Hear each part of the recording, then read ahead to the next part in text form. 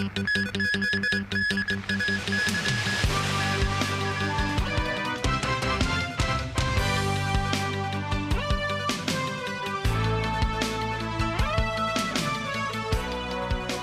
evening and thank you for joining us. Hong Kong's Q1 tourist figures experienced an increase of 17% year-on-year, with local hotels having reached an occupancy rate of 90% over the course of the mainland's Golden Week holidays in February. This as the government said the city's tourism sector continues to experience positive momentum and expects the total number of tourists this year to reach around 53 million. Timothy Lee tells us more. Hong Kong's tourism rebound continues its positive trajectory as authorities announced tourist figures having risen to 14.3 million over the course of the first quarter of this year. That's an increase of about 17% year-on-year. The government further estimated that total tourist figures this year could reach 53.8 million, which is an increase of another 8% year-on-year. Secretary for Culture, Sports and Tourism, Rosanna Law, stressed authorities are striving to take advantage of any opportunity to promote the cultural sector, as well as further connecting the fields of sports and tourism, all in hopes of attracting more visitors to the city. The measures seem to have come to fruition, as the local hotel sector noted occupancy rates over the course of the mainland's Golden Week holidays having risen from 87% last year to 90% this year. But a lawmaker who previously worked in the hotel sector said the average number of days that overnight tourists stay in hotels have dropped from 3.2 days 2 years ago to just 3.1 last year. Lawmaker Alan Chan urged the government to drop the 3% hotel accommodation tax, adding that the lack of spending among tourists and hotels have been a major shock to the industry. This, as the Culture, Sports and Tourism chief emphasized the government has no current plans to end the taxation scheme, stressing that the measure has no major effect on tourism in the city. Timothy Lee, TVB News. Hong Kong's February retail sales increased by 19.3% year-on-year, marking 10 months of consecutive growth. The Census and Statistics Department noted that the provisional estimate for total retail sales in February has reached $3.5 billion. Combined with the figures in January, total retail sales rose by 11.8% compared with the same period last year. Hailing the city's strong economic momentum and surge in tourist figures, a government spokesperson said it will continue to closely monitor the development of the geopolitical situation and its effects on the local market. Hong Kong's upcoming Easter and Qingming holiday period is poised to offer citizens an extended break, but soaring airfares are pushing travelers to consider overnight flights and alternative routes. Long holiday beckons as this year's Easter holiday coincides with the Qingming festival. Together, they give workers at least 5 public holidays. By taking just 3 days of leave next Wednesday to Friday, the break can be stretched to a total of 10 days. However, several local airlines have raised fuel surcharges starting today. Cumulatively, the surcharges nearly doubled compared with early last month. Budget carrier Hong Kong Express has also increased cabin baggage fees since Sunday, with some fare categories rising by as much as 30%. For those planning trips at the last minute, ticket prices could be steep. For example, a one-way economy class ticket departing on the first day of the holiday to London on an evening flight arriving the next morning can set you back nearly $42,000. A travel guide editor suggests delaying departures, opting for red-eye or overnight flights, or even taking alternative routes to trim costs. 我最近就係坐高鐵去台灣啦。 Editor Lo Feng cited his own recent trip as an example, traveling by high-speed rail to Xiamen, then transferring by ferry to Kinmen. And you can take another high-speed rail to travel around Taiwan. The total round-trip transport costs just over $1,000.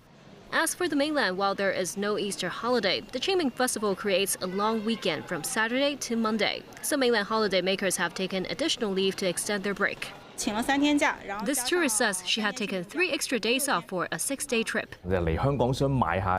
Timothy Choi, executive director of the Hong Kong Tourism Association, says 30 to 40% of flights on April 4th are already full, much higher than typical Sundays.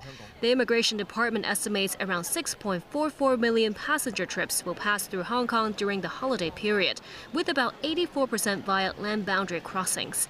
The Transport Department has urged travelers to plan ahead and make greater use of public transport.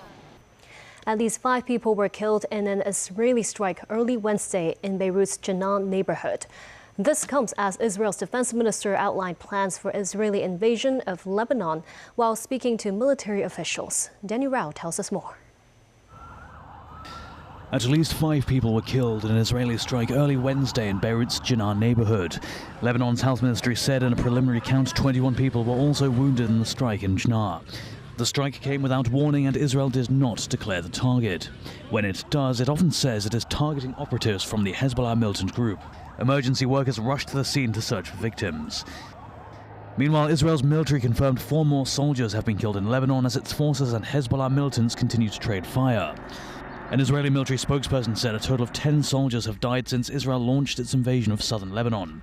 Israel's defense minister outlined plans for an Israeli invasion of Lebanon while speaking to military officials. Defense Minister Israel Katz reiterated the Israeli military aims to control the area south of the Litani River, some 30 kilometers north of the border between the 2 neighboring countries. He said Israel would prohibit the return of 600,000 Lebanese who fled the area over the last few weeks until safety and security were ensured for residents of Israel's north. Israel says it needs to establish a zone of control in the depopulated south to shield its own northern communities, which have faced daily rocket and drone attacks since Iran-backed Hezbollah joined the wider Middle East war on March 2nd. Elsewhere, United Nations Under-Secretary-General for Peace Operations Jean-Pierre Lacroix told the Security Council politicians in Israel now openly speak of the intention of an extended so-called security or buffer zone, with the destruction of villages along the Blue Line and several bridges across the Litani River. Politicians in Israel now openly speak of the intention of an extended so-called security or buffer zone, with the destruction of villages along the Blue Line and several bridges across the Litani River. In the last week only, thousands of trajectories were observed in both directions, as well as attacks by fighter aircraft and unmanned aerial vehicles.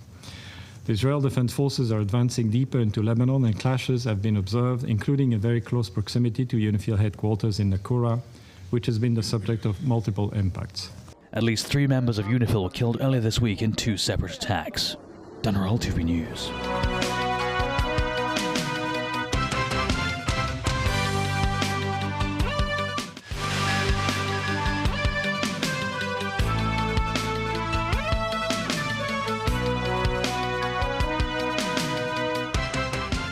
Welcome back.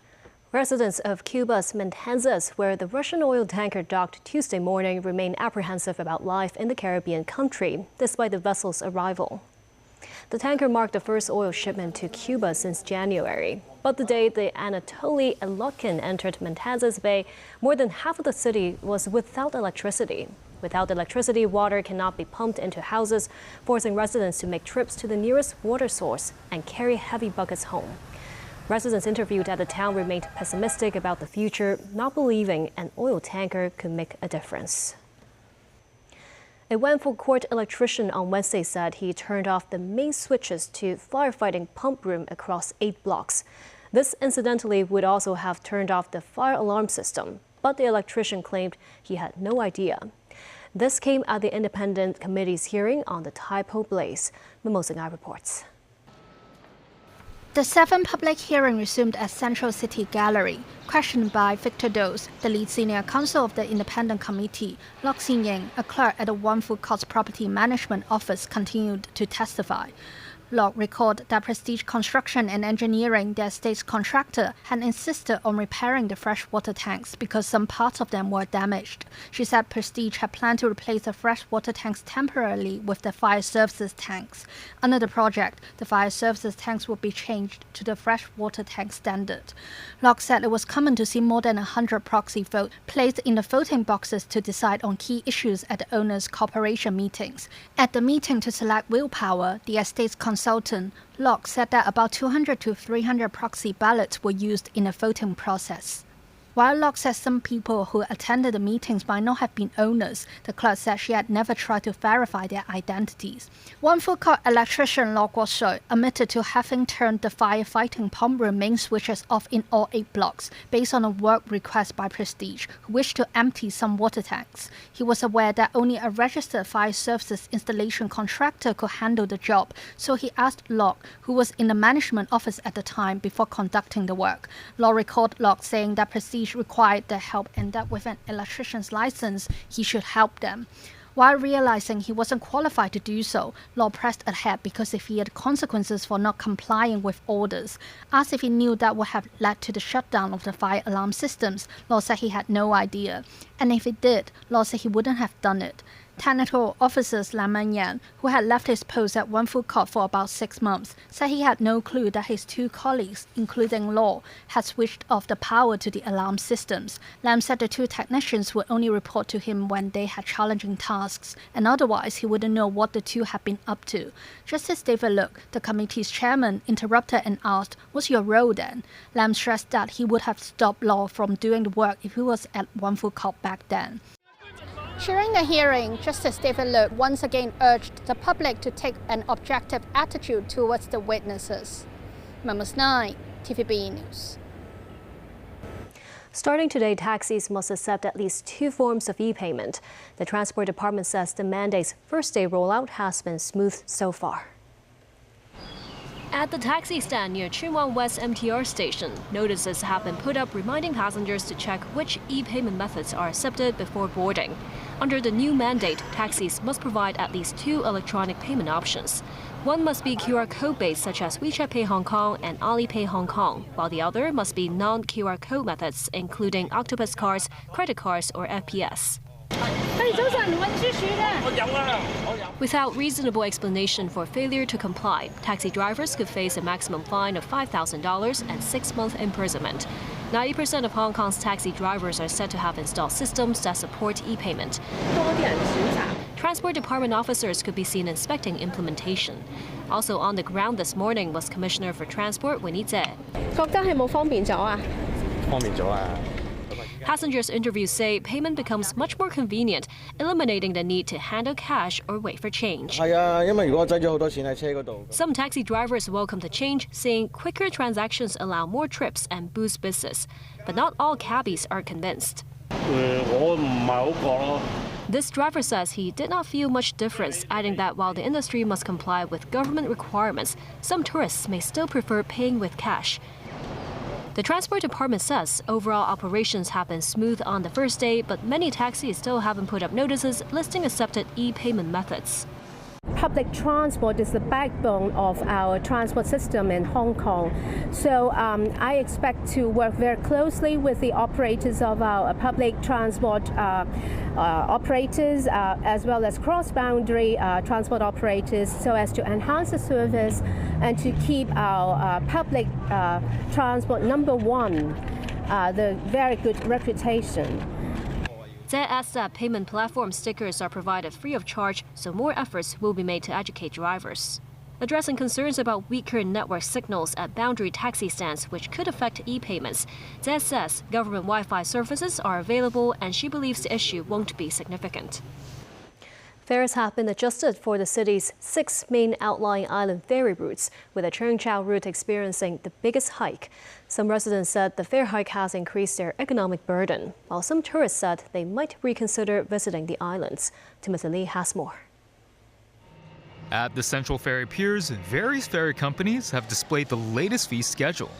Ordinary ferry adult fares for the route traveling between Central and Cheung Chau experienced the greatest jump, increasing to $16.7, which is an increase of 13%. Fast ferry fares have also risen to $32.9.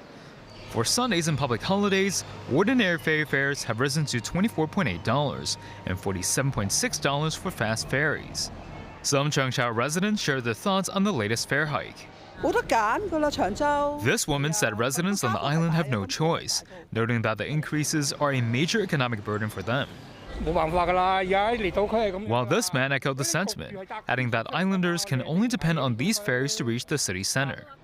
Meanwhile, ordinary ferry adult fares for the route traveling between Central and Yongshou Wan on Lama Island rose to $24.9, further increasing to $34.7 for Sundays and public holidays. As for the routes to Mui Wo and Pang Chau, all ordinary ferry services have been cancelled, with fast ferries remaining the sole option. This as both routes experienced a decrease in fares, with the fares for the Pang Chau route dropping to $31.9 and the Mui Wo route dropping to $33.5. Addressing the latest measure, the Transport Department said it will continue to improve the quality of the city's fare piers and increase their commercial spaces, adding that assisting contractors to expand their sources of income could alleviate pressure caused by the fare hikes in the future. Timothy Lee, TVB News. And that's the news. Thank you for watching.